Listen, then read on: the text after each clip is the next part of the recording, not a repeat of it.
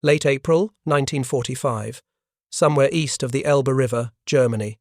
The engine of the Jeep idled quietly as Captain T. Moffatt Burriss gripped the steering wheel, his knuckles white beneath the dirt and grime of 6 days of combat. The young paratrooper from South Carolina stared through the dusty windshield at a column of German vehicles, stretching as far as he could see.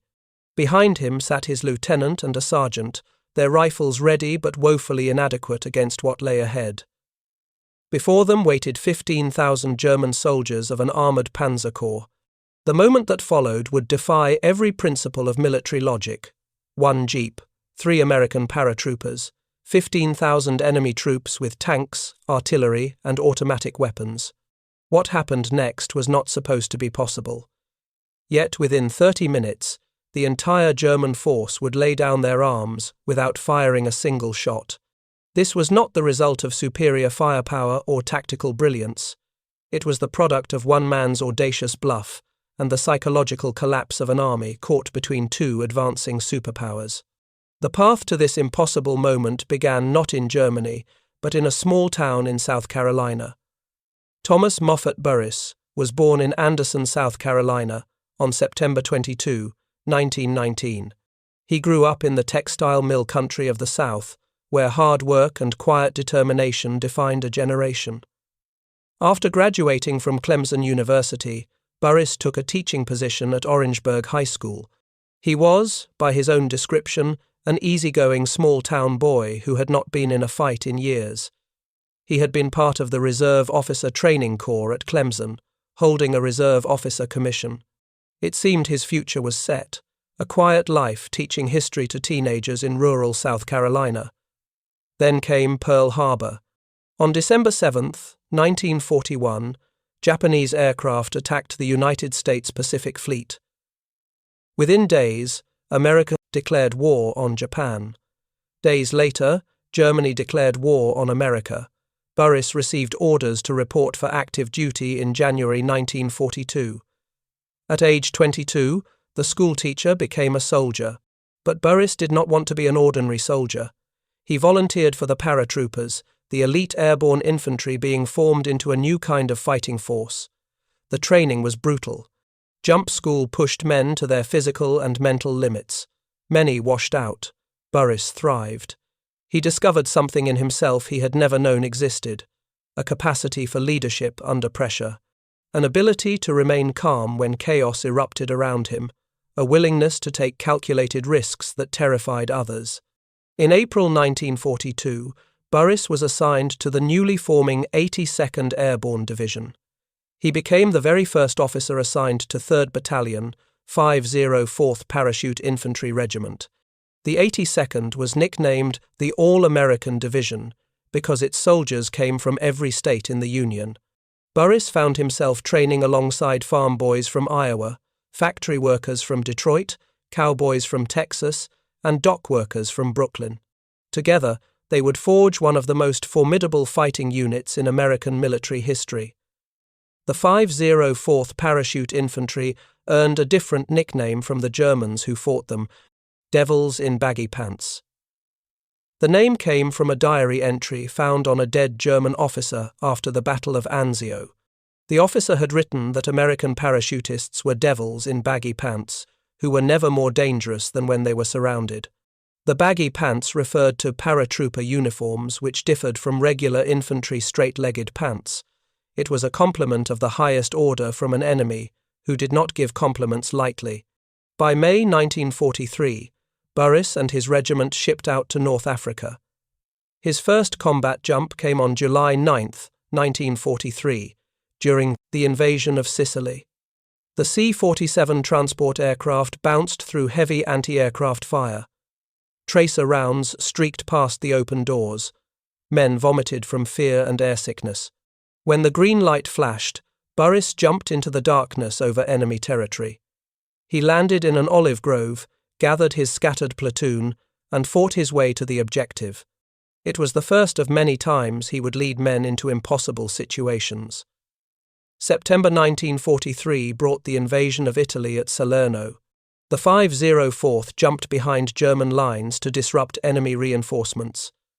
Burriss led his company through 5 days of continuous combat, often outnumbered, always outgunned, but never defeated. Lieutenant General Mark Clark later credited the 504th with saving the Salerno beachhead. Then came Anzio in January 1944. The amphibious landing became a 4-month nightmare of trench warfare. German artillery pounded American positions daily. Casualties mounted. Burriss was wounded twice but refused evacuation. He watched friends die in muddy foxholes. He learned that war was not glory. It was survival. And he learned how to keep men fighting when everything told them to surrender.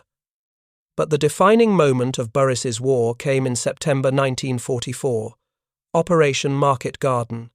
British Field Marshal Bernard Montgomery devised an ambitious plan to end the war by Christmas.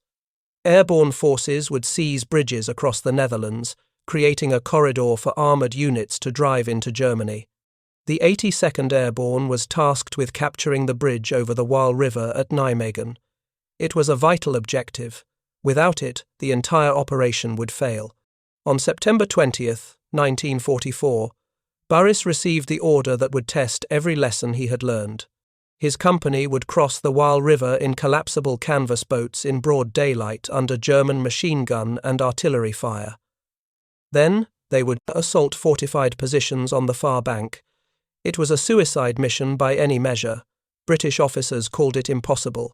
Burriss's own men knew the odds, yet no one refused. 26 British canvas assault boats, each 19 feet long with plywood bottoms and wooden frames, were brought forward. Each boat was designed to carry 10 paratroopers plus 3 engineers, but they were packed with 13 paratroopers and 3 engineers, 16 men total. Most boats had only 2 or 3 paddles instead of the standard 8, forcing paratroopers to use rifle butts as improvised oars. The Waal River was 400 yards wide at the crossing point. German positions commanded every inch of the approach. The crossing launched at 2:57 in the afternoon. As the boats pushed off from the southern bank, machine gun fire tore into them immediately. Artillery shells exploded in the water. Men screamed and died. Boats capsized. The river ran red. Burriss commanded I Company in one of the 2 lead boats of the first wave. His boat took multiple hits within seconds. The engineer steering the boat, Private First Class Willard Jenkins, was killed by a 20mm shell that shattered his head, approximately 1/3 of the way across the river. His blood and brains spilled onto Burriss's lap. Shrapnel from the same blast wounded Burriss in his ribs. Men fell around him. The canvas sides ripped open, water poured in. They were sinking. Burriss kept his men paddling. The crossing took 15 to 20 minutes of hell. They reached the far bank with 6 men left from 16. Half his company died in that crossing. Only 13 boats from the first wave reached the northern shore intact. Total casualties for the assault reached between 24 and 48 killed and approximately 70 seriously wounded. But they had made it across. Under murderous fire, Burriss rallied the survivors. They charged the German positions, hand-to-hand combat in, the trenches, grenades and bayonets. No mercy asked and none given. Inch by inch, they fought their way inland. By nightfall, they held the northern end of the Nijmegen Bridge. British tanks were supposed to exploit their success immediately. 4 Sherman tanks from 2nd Grenadier Guards crossed the bridge around 7 in the evening. But then they stopped. Burriss waited at the bridge. The tanks did not advance. A British tank commander, Captain Peter Carrington, told Burriss they could not advance without orders, and because a single German anti-tank gun blocked the road. Burriss, who had just lost half his company taking that bridge, exploded with rage. I have just sacrificed half of my company in the face of dozens of guns, and you will not move because of 1 gun. Multiple American officers, including Major Cook, Colonel Tucker, and General Gavin himself, subsequently tried to convince British forces to advance. All failed. The tanks remained stationary for 18 to 24 hours, not advancing until 11 in the morning on September 21st. By then, Lieutenant Colonel John Frost's battalion at Arnhem Bridge, 11 miles away, had been overpowered.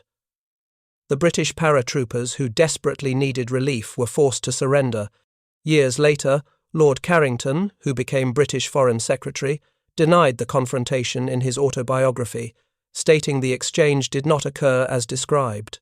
But multiple American paratrooper accounts corroborate the incident and the intense frustration.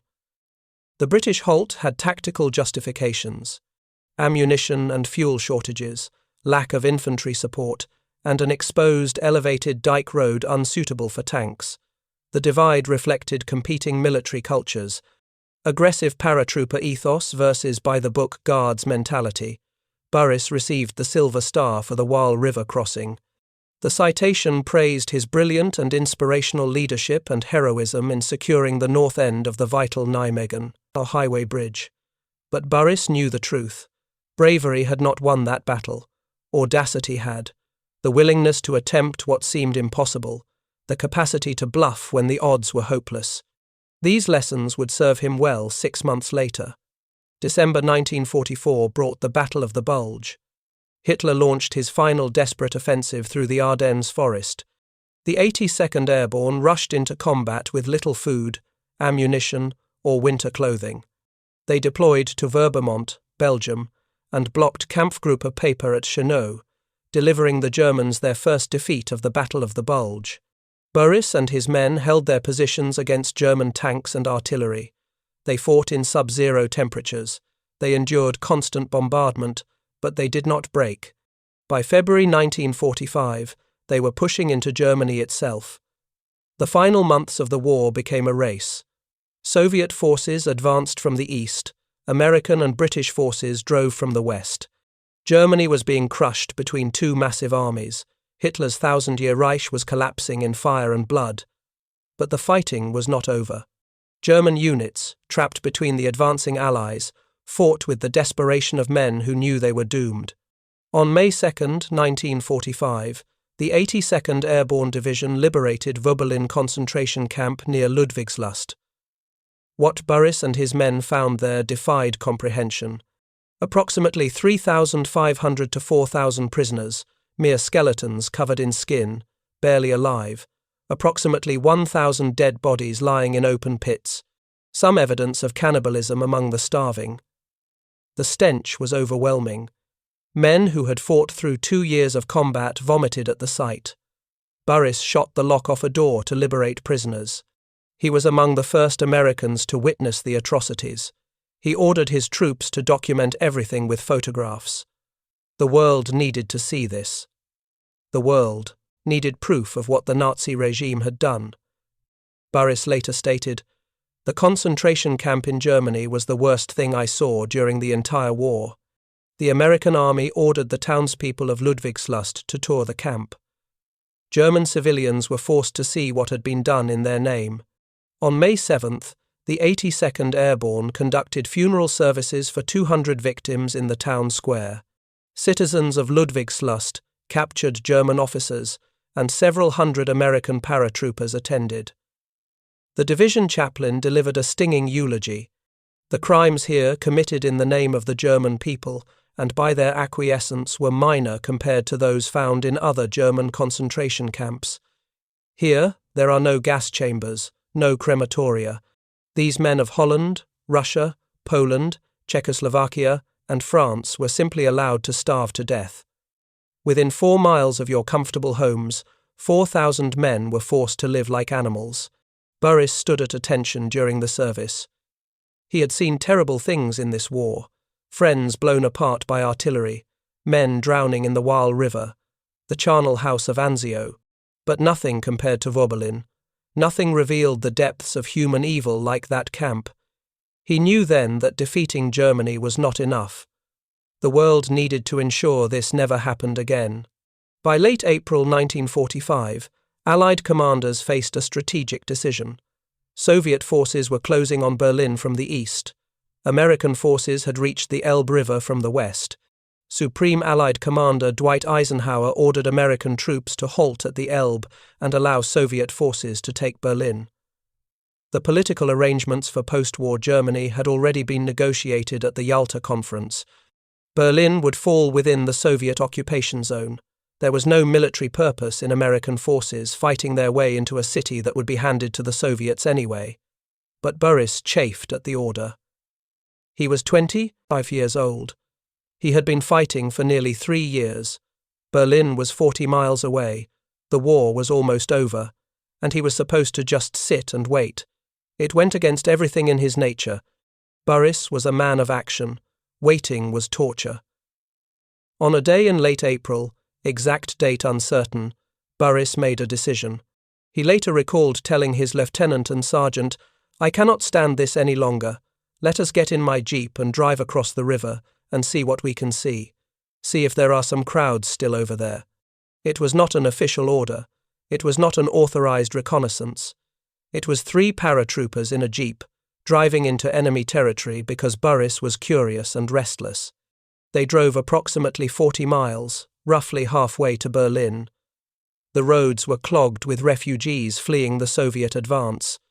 German civilians pushed carts loaded with their possessions. Children cried. Old people stumbled along in exhaustion. The social order of Germany had completely collapsed. Authority no longer existed. Fear ruled everything. Then, ahead on the road, Burriss saw something that made his blood run cold. German military vehicles, dozens of them. No, hundreds. An entire column stretching as far as he could see. Tanks, half-tracks, artillery pieces, troop carriers, supply trucks. This was not a scattered group of deserters. This was an organized military formation. A full panzer corps. Probably 15,000 troops or more. Burriss should have turned around immediately. 3 men in a jeep had no business confronting an armored corps. The smart play was to retreat, report the enemy position, and let division headquarters decide how to handle it. But Burriss did not become one of the most decorated officers in the 82nd Airborne by always making the cautious choice. He had a different idea. A crazy idea. An idea that made no logical sense whatsoever. But it just might work. He drove straight toward the German column. His lieutenant and sergeant said nothing, but both men checked their rifles. If this went wrong, they would go down fighting. The jeep rolled up to the lead vehicle in the column. A German officer stood beside it. Burriss noticed the man wore a captain's insignia. He spoke English. That was lucky. Burriss climbed out of the jeep and walked directly to the German captain. He kept his hand away from his sidearm. No aggressive moves, just confidence, pure, absolute confidence. "I am here to accept your surrender," Burriss announced. His voice was steady, matter of fact, as if this was the most natural thing in the world, as if he had not just driven 40 miles behind enemy lines with 2 other men to confront 15,000 German soldiers. The German captain stared at him in disbelief. He looked past Burriss to the jeep. 2 men, 1 vehicle, no supporting troops, no tanks, no artillery, nothing. The captain's face registered confusion, then suspicion, then something approaching amusement. He gestured at the jeep and the 2 Americans waiting beside it. "Are you crazy?" he asked in heavily accented English. 3 men and a jeep? It was a fair question. Burriss was indeed taking an extraordinary risk. But this was not a moment for rational assessment. This was a moment for audacity, for the kind of bluff that Burriss had been perfecting since he jumped into Sicily 2 years ago. He looked the German captain straight in the eye. "I have a whole army of paratroopers and tanks right behind me," Burriss said calmly. "And the Russians are right behind you. Do you want to surrender to us or to them?" It was a magnificent lie. There was no army of paratroopers behind Burriss. There were no tanks. There was nothing but the same empty road they had driven down. But the German captain did not know that.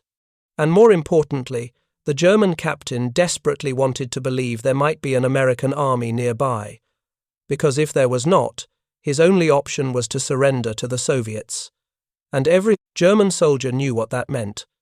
The Soviet Red Army had suffered unimaginable casualties fighting Germany on the Eastern Front. Over 20 million Soviet citizens died in the war. The Soviets had seen their cities burned, their people enslaved, their nation nearly destroyed. They advanced into Germany with a hunger for vengeance that terrified German troops. Stories circulated of mass executions, brutal treatment of prisoners, and systematic reprisals. True or not, German soldiers believed them. The prospect of Soviet captivity was a nightmare that haunted every Wehrmacht officer. American captivity, by contrast, seemed almost civilized. The Americans followed the Geneva Convention. They treated prisoners humanely. They did not execute officers on sight. The German captain knew all this. As he stood in the road looking at Burriss, he faced a choice. He could call the Americans' bluff, order his men to disarm these 3 paratroopers, continue the retreat toward wherever they were going, and eventually fall into Soviet hands.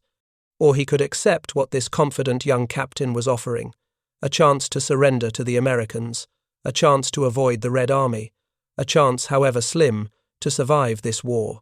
The German captain said, "Wait a minute." He turned and walked back down the column. Burriss watched him gather 3 or 4 other German officers. They formed a small group beside one of the vehicles and began an animated discussion. Burriss could see them gesturing. Some pointed toward him, others pointed east toward the Soviet lines. The debate continued for several minutes.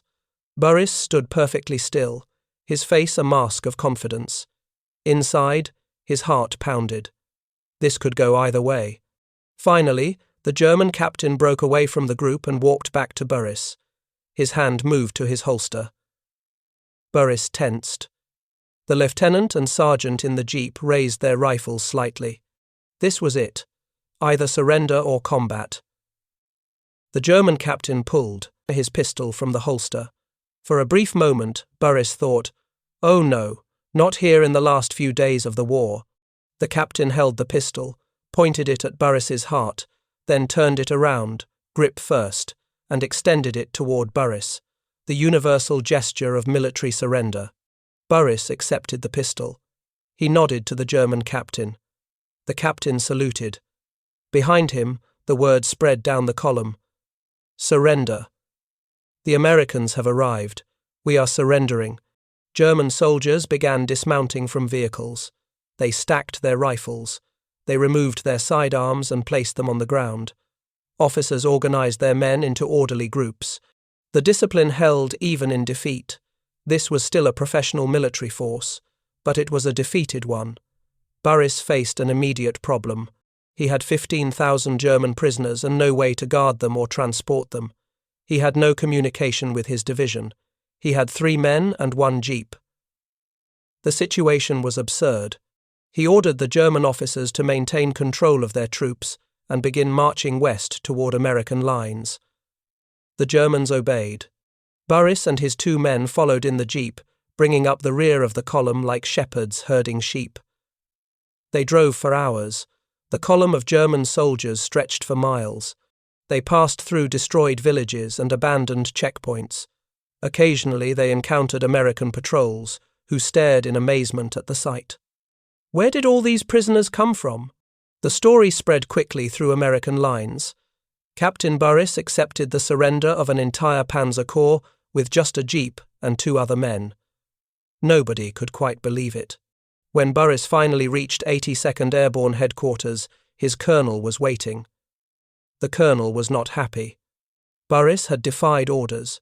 He had driven into enemy territory without authorization. He had taken unnecessary risks. The colonel did not know whether to court-martial him or commend him. For several days, Burriss waited to learn his fate. Some officers argued he had shown dangerous disregard for orders. Others pointed out that he had just captured 15,000 enemy soldiers without firing a shot. In the end, the army decided that results mattered more than procedure. Burriss was recommended for commendation rather than punishment.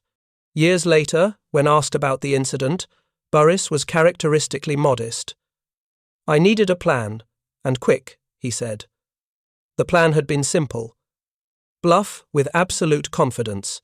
Offer the Germans a choice between 2 outcomes, one of which was clearly preferable, and pray they took the bait. It had worked because Burriss understood something fundamental about military psychology in April 1945. The German army was broken, not just militarily, but psychologically. They knew the war was lost. They knew Hitler's promises were lies. They were terrified of the Soviets and exhausted from years of fighting. All they wanted was a way out. Burriss gave them one. The war in Europe ended on May 8, 1945. Germany surrendered unconditionally. Hitler had committed suicide in his Berlin bunker on April 30th. The 1,000-year Reich had lasted 12 years. The 82nd Airborne Division received the honor of occupation duty in Berlin. General George S. Patton reviewed the paratroopers and bestowed upon the division a new nickname, America's Guard of Honor. Burriss stood in formation as Patton addressed them. "You are soldiers who jumped into hell and fought your way out." The war had transformed him. At 25, he was a captain, a veteran of 4 major campaigns, and one of the most decorated officers in the Airborne. But the war had also changed him in ways that would take years to understand. Burriss returned to South Carolina after the war. He married, started a family, and entered the construction business. He worked at Roebuck Building Company in Spartanburg, South Carolina, for 15 years before starting his own firm. In 1970, at the urging of his family, Burriss founded Burriss Construction Company with his 3 sons, John Hay, Moffatt Jr., and Francis. The company undertook major construction projects throughout the Southeast. Burriss served as president from 1970 to 1987. In 1982, Burriss Building Systems was founded as a division, then incorporated as a separate business in 1987 by his son Moffatt Burriss Jr. From 1977 to 1990, Burriss served in the South Carolina House of Representatives, representing Richland County. He brought the same leadership skills he learned in combat to civilian politics: direct, honest, focused on results. His constituents appreciated a man who said what he meant and did what he said. He served as minority leader for 9 years and was instrumental in building the modern Republican Party in South Carolina. He was the first minority leader in the State House of Representatives. In 1977, the film A Bridge Too Far told the story of Operation Market Garden. Actor Robert Redford played a composite character based partly on Burriss and his actions at Nijmegen. Burriss consulted on the film. Watching the recreation of the Waal River crossing brought the memories flooding back. He could still hear the machine guns, still see his men dying in the boats, still feel the cold water rising as the boat took on more and more hits. In 2000, at age 80, Burriss published his memoir, Strike and Hold, a memoir of the 82nd Airborne in World War II. The book was written at the urging and persuasion of his children. In the prologue, he wrote that he needed to come to terms with war by talking about it and reliving it with men who have shared similar experiences. The book became essential reading for military historians and veterans alike. It was a first-hand account of what it meant to lead men in combat, what it cost, what it took, what it left behind. On September 19, 1994, Burriss made an airborne jump into Holland for the 50th anniversary of Operation Market Garden. He was 4 days shy of his 75th birthday, technically 74 years old. The jump was organised with Pathfinder Holland Reenactment Group at the original battle site in Nijmegen. 15 years later, in September 2009, he returned for the 65th anniversary and made a tandem jump at age 90, strapped to a female jumper from Pathfinder Holland. This 3-day commemoration included a 28-person entourage with family. He was honoured by Queen Beatrix of the Netherlands and received the Nijmegen Medal of Honour from the Queen and the Mayor of Nijmegen. The people of Holland had not forgotten. Fresh flowers adorned monuments to the American soldiers who died liberating their country. Dutch children learned in school about the paratroopers who crossed the Waal River under fire. For Burriss, those visits were profoundly moving. The war had meaning because it had freed people from tyranny. The sacrifices were not in vain. In 2012, at age 92, Burriss spoke at Fort Jackson's quarterly Profession of Arms luncheon for the Army Training Center. For nearly an hour, he held commanders, sergeants major, and staff spellbound as he recounted his combat experiences. He told them about shooting the lock off a concentration camp gate to free prisoners. He told them about convincing a German panzer corps to surrender. He told them about being among the first Americans to enter Berlin after Germany's surrender. The audience sat in absolute silence. They were witnessing history. They were hearing from a man who embodied everything the army aspired to be. One officer who attended that presentation later said, "What resonated most with me as a commander was the simple message that good leaders need to lead from the front and should never expect anything from their soldiers that they would not do themselves." As a result of his exceptional leadership, his men and others who served near him were able to overcome the insurmountable odds they faced and accomplish the missions they were given, even under the difficult conditions they experienced throughout the war. In his later years, Burriss spoke frequently about leadership, duty, and service. He addressed military audiences, civic groups, and schools. His message was consistent. Good leaders lead from the front. Never ask your people to do something you would not do yourself. Take care of your troops, and they will take care of you. These were not abstract principles for Burriss. They were lessons learned in blood and fire. When asked about the surrender of the 15,000 German troops, Burriss always emphasized the context. It was not about him being brave or clever. It was about understanding the situation. Those German soldiers were terrified of the Soviets. They wanted to surrender to the Americans. All he did was give them the opportunity. Any officer who understood the psychology of the moment could have done the same thing. But few officers had the audacity to try.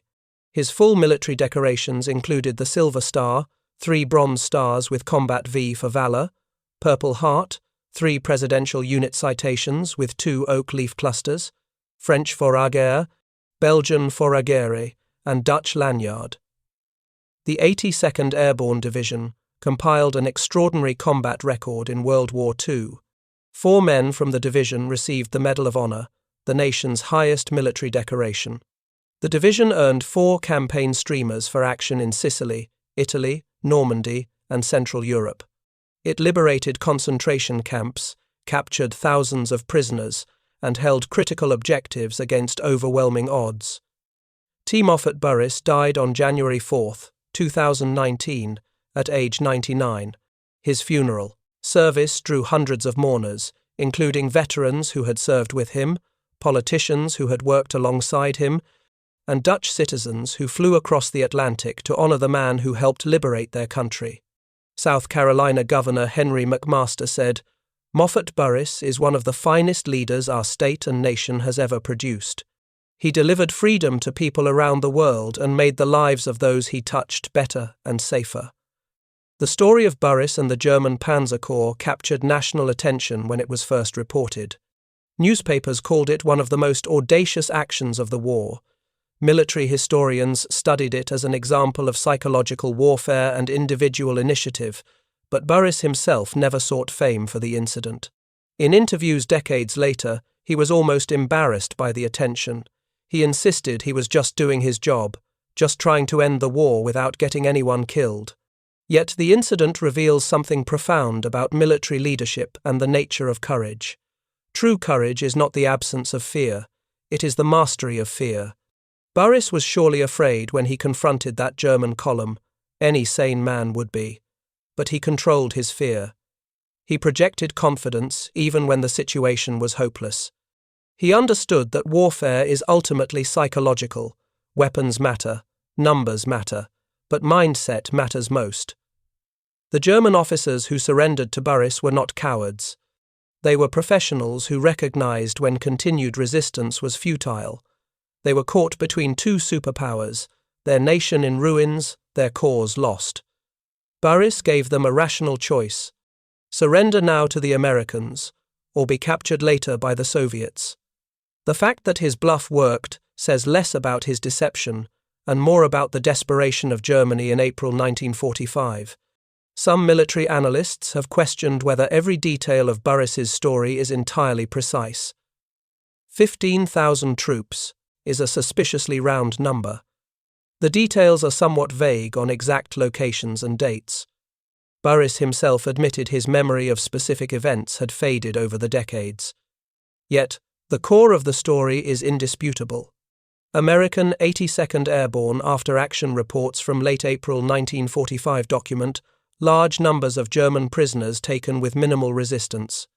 Division records note that Captain Burriss of I Company, 504th Parachute Infantry Regiment, was commended for actions involving German surrender. Multiple veterans from his unit recalled hearing about the incident shortly after it occurred. What we know for certain is this. In the final days of the war in Europe, T. Moffatt Burriss encountered a large German military formation. Using nothing but confidence and psychological pressure, he convinced them to surrender without a fight. The exact numbers may be uncertain, the precise details may have blurred with time, but the essential truth remains. One man's audacity accomplished what an army might have struggled to achieve through force. The lessons from Burriss's experience extend far beyond military history. They speak to fundamental aspects of human psychology and decision-making. When people are trapped between bad options, they will grasp at any hope of a better outcome. When authority figures project confidence, others follow even against their better judgment. When the cost of resistance seems greater than the cost of surrender, rational actors will choose surrender. Burriss understood all these principles instinctively. He did not study psychology or negotiation tactics. He simply knew people, and that knowledge, combined with extraordinary courage, changed the outcome of one small moment in a vast war. The story also illustrates the chaos and fluidity of war's final days. Military historians often focus on grand strategy, major battles, and decisive campaigns. But wars do not end neatly. They dissolve into confusion. Units lose contact with headquarters. Soldiers make decisions without orders. Authority breaks down. In that chaos, individuals like Burriss had opportunities to shape events in ways that would be impossible under normal military discipline. Consider what Burriss did. He violated direct orders to stay west of the Elbe. He drove into enemy territory without support or communication. He confronted a force that outnumbered him thousands to one. He lied about having reinforcements. He should have been killed or captured. Instead, he pulled off one of the most remarkable bluffs in military history. That combination of audacity, confidence, and calculated risk defines exceptional leadership. Compare Burriss's action to the British tank commander at Nijmegen. That officer had overwhelming firepower. He had clear orders to advance. All that stopped him was a single German anti-tank gun and his own hesitation. Burriss, by contrast, had nothing but a jeep and 2 other men. Yet he succeeded where the heavily armed tank commander failed. The difference was mindset. Burriss understood that in the fog of war, perception matters more than reality. If you can convince the enemy you have overwhelming force, you do not need overwhelming force. In the decades after the war, Burriss often reflected on how close he came to death so many times. The jump into Sicily, where he landed under enemy fire, the Salerno campaign where bullets missed him by inches, the 2 wounds at Anzio that could have been fatal, the Waal River crossing that killed half his company, the confrontation with 15,000 German soldiers that could have ended in his execution. At any of those moments, his life could have ended. The fact that he survived all of them seemed almost miraculous to him, but survival was not random luck. Burriss survived because he was smart, because he trained harder than most, because he learned from every combat experience, and because he understood that leadership means taking the same risks you ask of your men. Men followed him, not because he ordered them to, but because he never asked them to do anything he would not do himself. That kind of leadership inspires loyalty that transcends fear.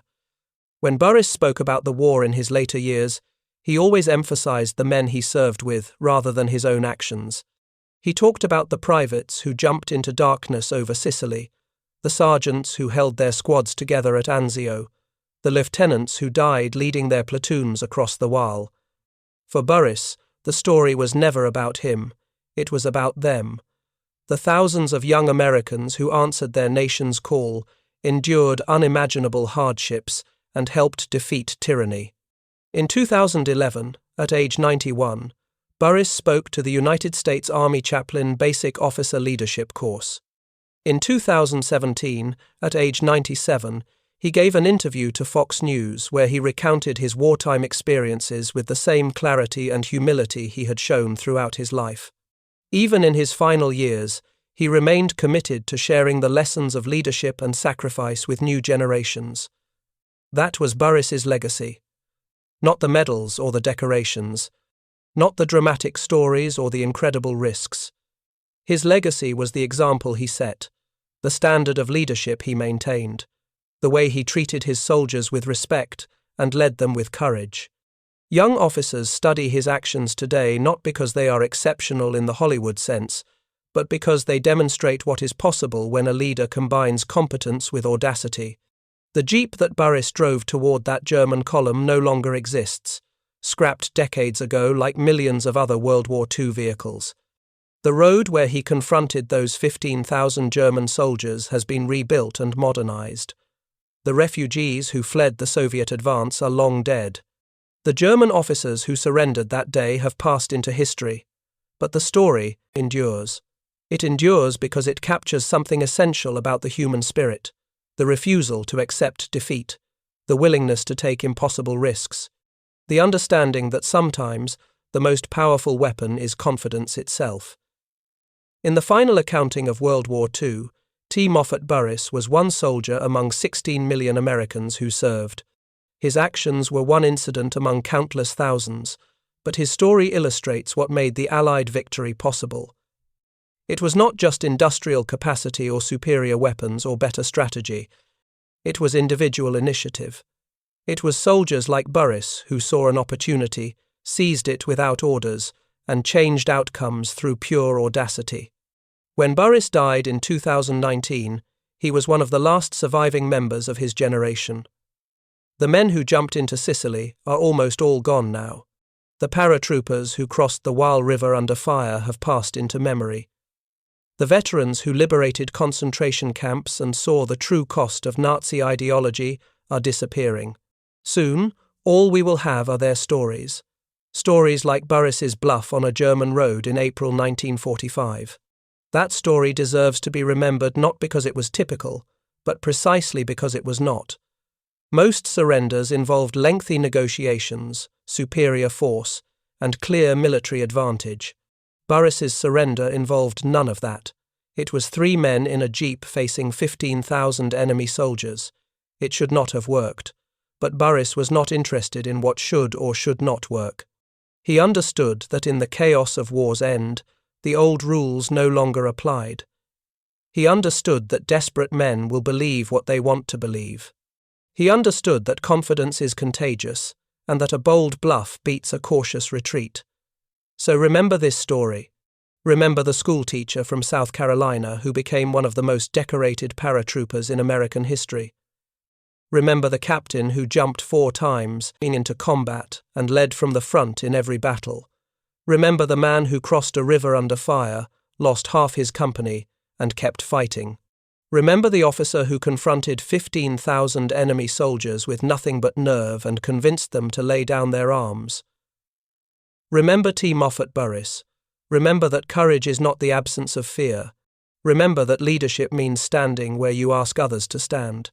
Remember that sometimes the impossible is just the improbable waiting for someone audacious enough to try it. Remember that 3 men in a jeep, armed only with confidence and a well-timed bluff, can change the course of history. That is the lesson of April 1945. That is the legacy of one remarkable American soldier. That is what happens when ordinary people face extraordinary circumstances and refuse to accept that impossible means the same thing as unable to attempt. The jeep rolled down that German road with 3 men inside. They confronted an army. They should have died. Instead, they won.